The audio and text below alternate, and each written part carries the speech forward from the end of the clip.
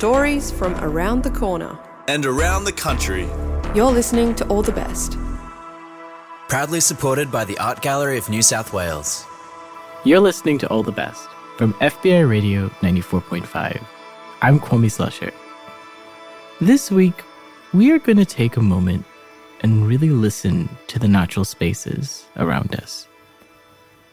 And I'll start by acknowledging that I'm recording from stolen and Gadigal land, and pay my respect to Gadigal elders past and present, and also recognize that the place where FBI Radio is situated, Redfern, has long been a place of storytelling, strength, resistance, and resilience for First Nations communities. I don't know about you, but I've got a list of things to get done.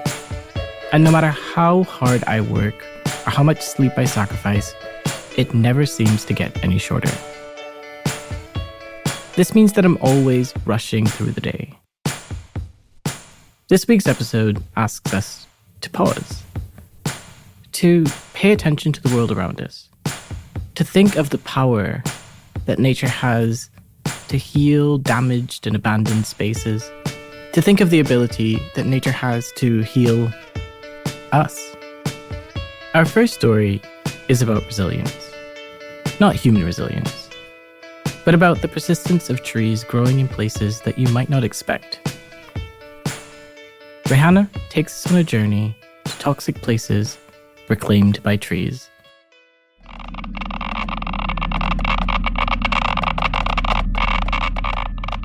There are places in the world where humans no longer live. In Chernobyl, Ukraine, where a nuclear accident forced thousands to evacuate. But trees have overtaken homes and playgrounds. In Fukushima, Japan, after the tsunami and reactor meltdown, streets once busy are now covered in weeds and wild growth. These places are still dangerous for humans, for us, but plants are coming back.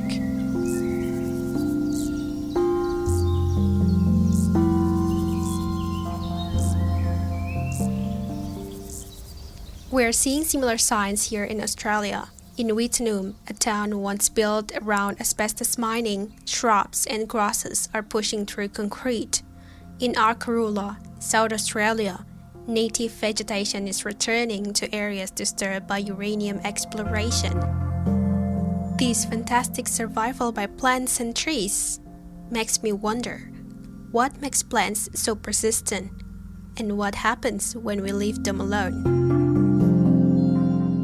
Associate Professor Claire Farrell studies how plants adapt to challenging environments. I asked her, how did I get into these abandoned places in the first place? I guess they could be dispersed there by wind or animals or other ways. But yeah, I imagine that if they got there, they would be really resilient. One thing that is different about resprouters is they tend to be beneficial environments where it preserves the adult plant. So basically a disturbance can happen and that same plant can recover and come back. But if you have a disturbance that kind of kills everything, they're not necessarily going to be the ones that get there first. The ones that get there first would be ones where their seeds can get there by wind or bird dispersal or maybe even water dispersal, and then they could rapidly germinate and establish. So in that context, maybe things that we would class more like weeds, or ecologically we can call them spontaneous plants. They arrive and they make the most of the environment that they have. Some plants don't just grow in damaged environments, they help to clean them. Dr. Muhammad Rahman is an urban horticulture researcher at the University of Melbourne. He explains how certain species can actually remove pollutants from the soil. The process is called phytoremediation. Phytoremediation means if you look at those places where it's very dangerous for human or other animals, plants can conquer that. Plants can grow. Not only that, they can even take all these chemical substances through their rooting systems. So that's the phytoremediation. They can remediate those chemicals to a greater extent. He also adds, that some plants adapt physically to survive in harsh conditions. The trees needs to compete with those utility services to grow their roots.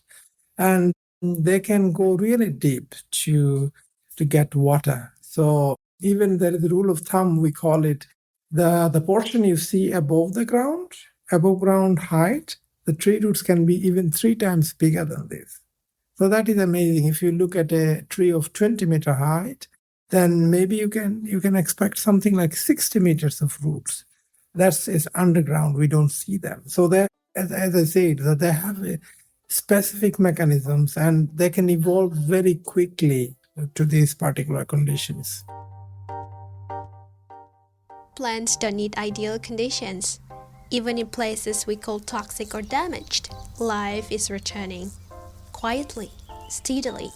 And when we disappear, nature doesn't stop. It keeps growing.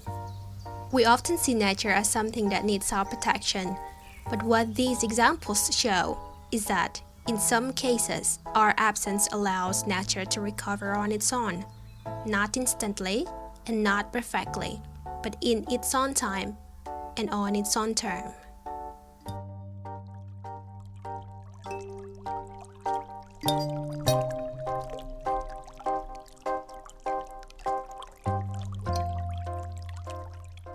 You're listening to All the Best on FBI Radio 94.5, and I'm Kwame Slusher. That story was produced by Raihanah Raihanah as part of a collaboration between All the Best, the University of Melbourne, and the Science Gallery. And the supervising producer was Persephone Waxman. Have you ever heard of Shirin-Yoku? In our next story, Ruth, who volunteers in palliative care by helping people record their stories, learns about the therapeutic benefits of listening to trees from a certified forest therapy guide, Mayu Kataoka.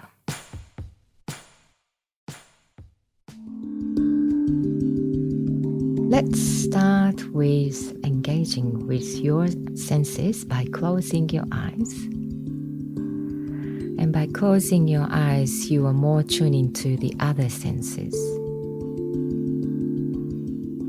So first of all, we close your eyes and start with few deep breathing, perhaps 3 to 5 at your own pace.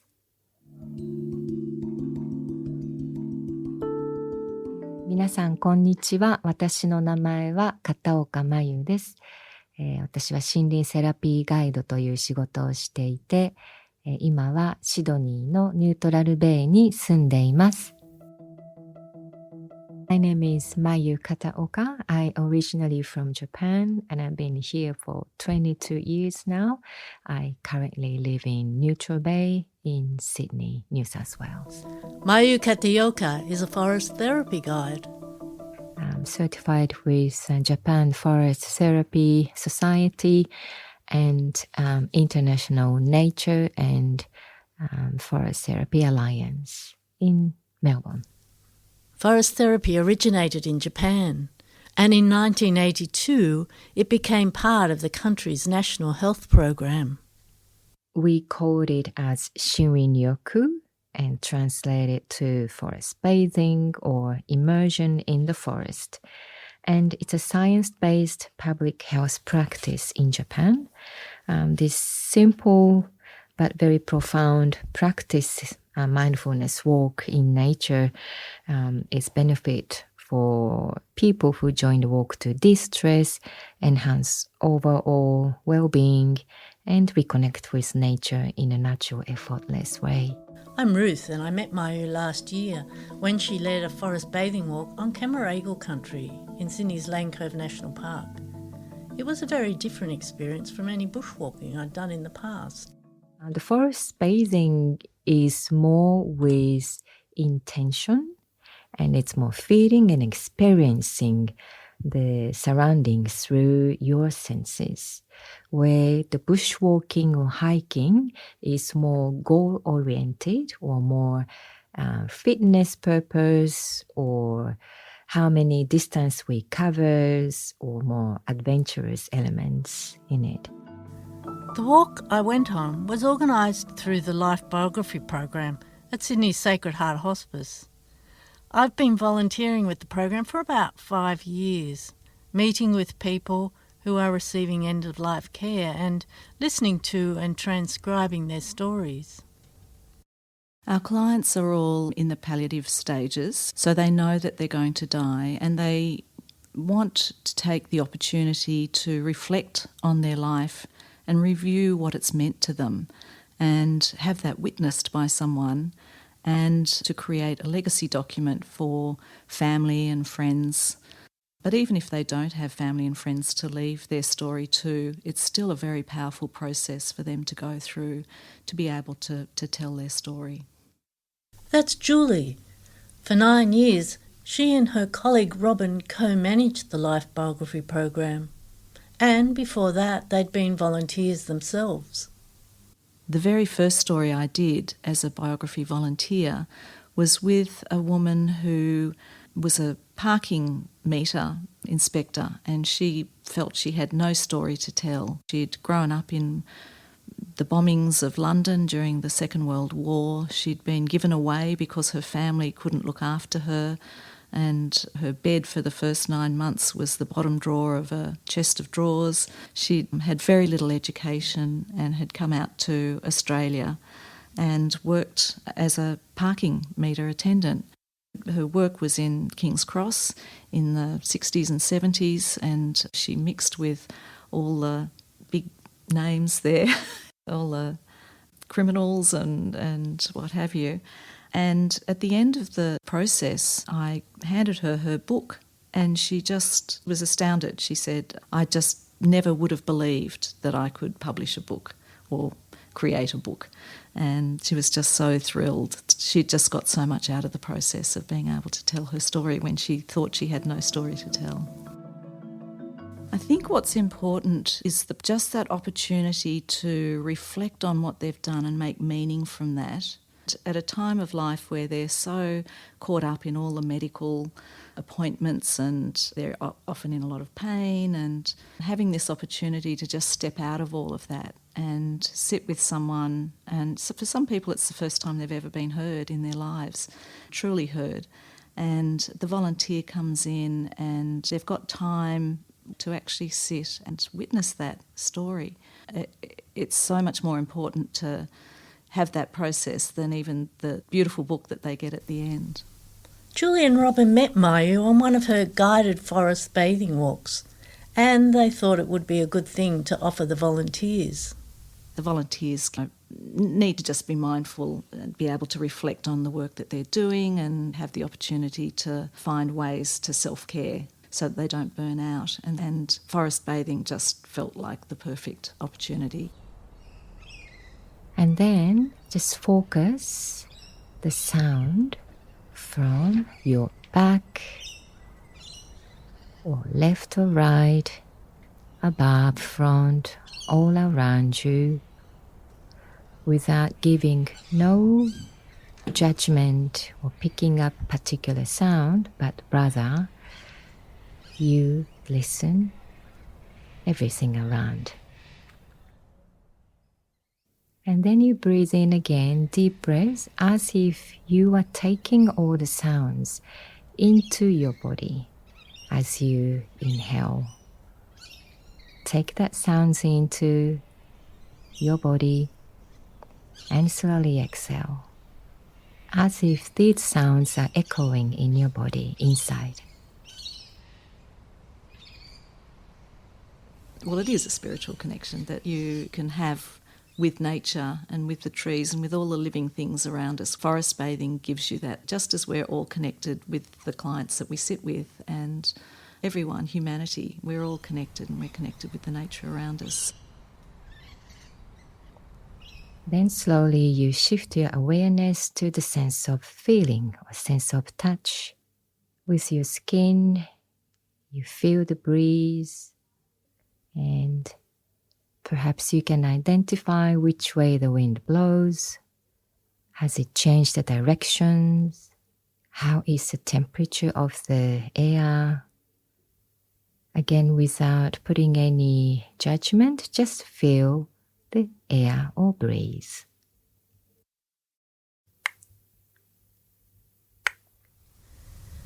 One of the most amazing things on the walk with Mayu was listening to the sound of a tree taking up water. Sometimes after rain or in the rain, you go to the nature and you find a smooth barked tree and you put your ear against the tree bark firmly, and sometimes you hear the clicking noise. It's like, and that's the sound of the tree is drinking water. It's like we drink water. It's fascinating when you catch that sound. Usually people start hearing from their own breath or heartbeat or pulse. But you really listen, focus on your listening, and then suddenly happens. It gives you, wow, tree is a live thing. Hearing that sound put me in mind of what often happens when people begin to tell their life story. It's like you see them reacquainting with memories or different versions of themselves and all the people that they knew or were or have become. It's a bit like seeing a person take up water for themselves. Since starting to do forest bathing, I think it's really opened my perception. It's opened my senses when I'm in nature and in the bush. It's certainly given me a sense of something next, like I felt it was the right time to leave my work with the Life Biography Service. I think nature always reminds us to live fully in the moment. In the nature, nothing is rushing. In our life, we always have tasks every day. I have to do this today and this one tomorrow. But nature always reminds us to slow down, and it's okay to pause. You don't have to go anywhere. Just be present in the moment. Forest bathing teaches us that we are same circle of nature.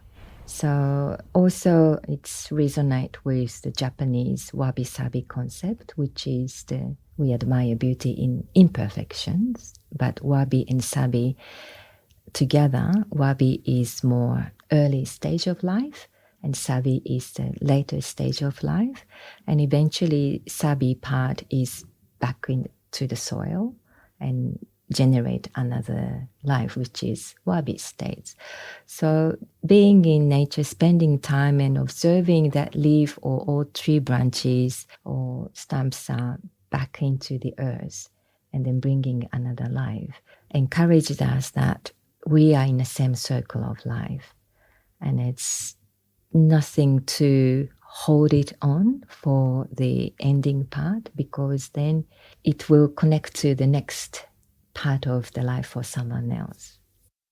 And certainly, I learned how to slow down from the forest bathing, and also importance of creating a space in my thinking or emotionally. Appreciating a space or just a stillness is a great way to create a space, and you don't need to go anywhere. Matter of fact, for bathing, the walk is not really important. Be present in the moment. You can sit on the bench, sit on the grass, and just notice what's happening around you. Nature says, it's okay, let go. They don't hold on anything. Once they have their life there, they spend whole life in there, but not giving in, not giving up, but just live. This is All the Best on FBI Radio 94.5. I'm Kwame Slusher. That very soothing story was produced by Ruth Melville, and the supervising producer was Sarah Mashman. So far, we've heard about the resilience of trees and the way nature teaches us to live fully in the moment. In our final story, Cha Un Pan teaches us about the power of Guchin.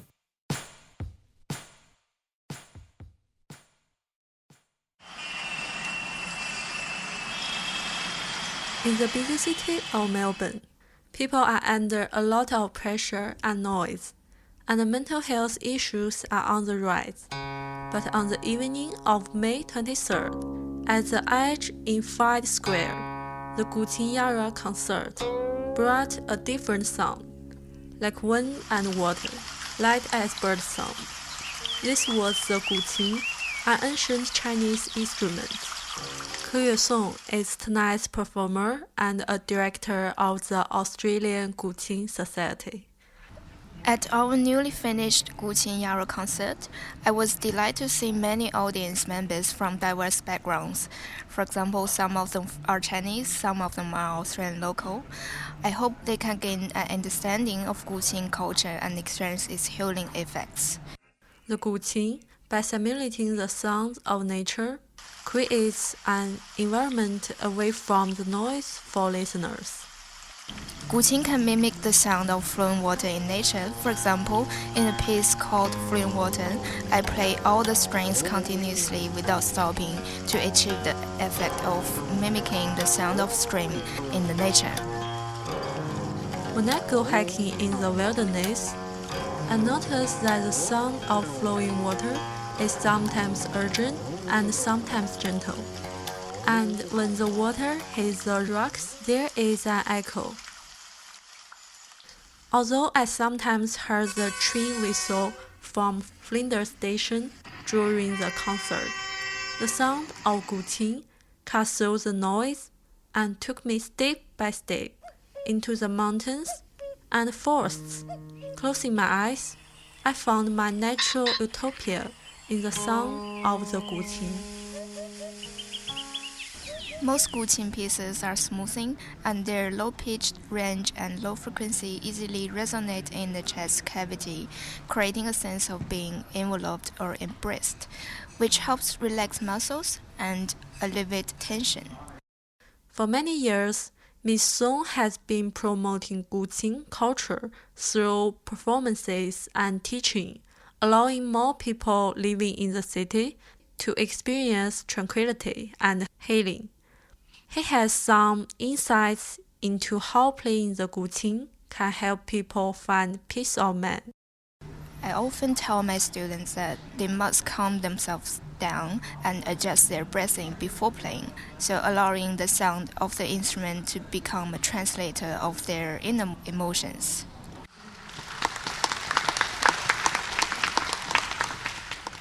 Before playing, each performer at the Guqin Yara concert slowly caressed the body of the instrument and took 2 or 3 deep breaths. The audience listened quietly to each note, as if time had slowed down. The Guqin can also come with traditional Chinese culture, helping people find a sense of identity and release their emotions. For example, the song called Yangguan Sandie from the concert just now comes from a poem by the famous Tang Dynasty poet Wang Wei, expressing his feelings of regret at a friend leaving forever. The combination of singing and playing immersed the audience in the poet's farewell to his friend, and my surprised feelings were released along with the sad melody. People cannot escape the pressures of city life and the indifference in human relationships, but this small Guqin concert provides a haven where people can get close to nature and find healing through music. I'm happy to see that the Guqin is still healing people's heart today. This means that this instrument has not been forgotten and that the Guqin connects people and nature really well.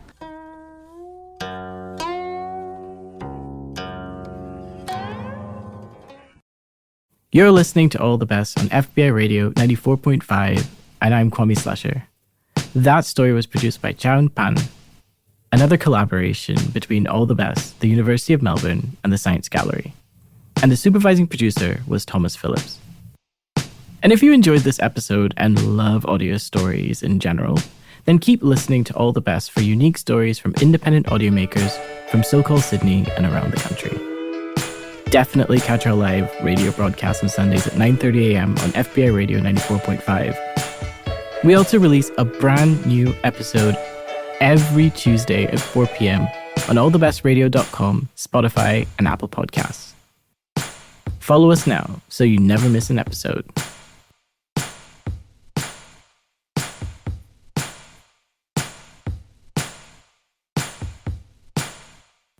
All the Best would like to acknowledge the traditional owners of the lands in which we make these stories, and pay our respects to elders past and present. All the Best is made at FBI Radio on Gadigal land, in association with Sin and 3RRR on Wurundjeri, Woi Wurrung and Boon Wurrung lands, and ACCC on Arrente and Warramungu lands. The All the Best executive producer is Mel Bakewell. Patrick McKenzie is our community coordinator. And a special shout out to some of our amazing volunteers, especially Ray, Sue, Lindsay, Andrew, and Ash, who helped to make All the Best possible. Shining Bird composed our theme music, and Annie Hamilton designed the artwork. We're made possible by the Art Gallery of New South Wales and the Community Broadcasting Foundation. You can find our full archive of more than 600 episodes at allthebestradio.com. I'm Kwame Slusher. Thanks for listening.